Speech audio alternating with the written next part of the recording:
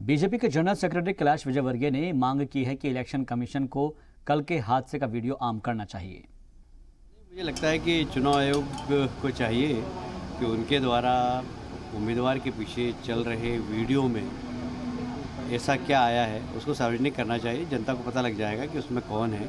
और एक आश्चर्य की बात है कि ममता जी के साथ इतना पुलिस का लवाजमा चलता है और 4 लोग आए और घटना करके चले गए, तो बहुत दुख की बात है। पर मैं उनके लंबी आयु की कामना करता हूँ, जल्दी स्वस्थ होने की कामना करता हूँ। सर, सीबीआई जांच के लिए आप मांग कर रहे थे, आज प्रोटेस्ट भी किया जा रहा है पूरे पश्चिम बंगाल में इस घटना को लेकर। हाँ, मतलब वो राजनीति कर रहे हैं। हम चाहते हैं इन चीज़ों पर राजनीति नहीं होना चाहिए और चुनाव आयोग को जल्दी से खुलासा करना चाहिए। सर, अगली ये घटना का परिणाम किस तरह देखते हैं? क्या हिंसा बढ़ेगी क्षेत्र में?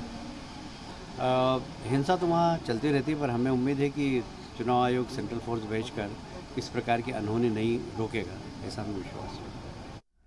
खुद पर हमले के मामले पर ममता बनर्जी के दावे को कांग्रेस लीडर अधीर रंजन चौधरी ने मज़ी का खेज करार दिया है। अधीर रंजन ने कहा कि अगर कोई साजिश है तो सीबीआई एनआईए से जांच होनी चाहिए।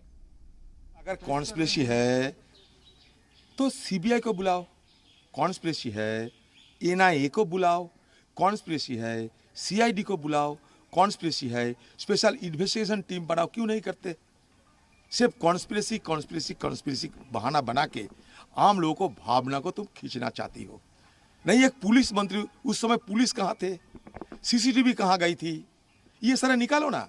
निकालने से दूध में दूध और पानी में पानी अलग हो जाएगी, लेकिन ये वो नहीं करेगी, इसलिए कि नजदीक चुनाव आ गए हैं, दरवाजा चुनाव खटखटा रही है।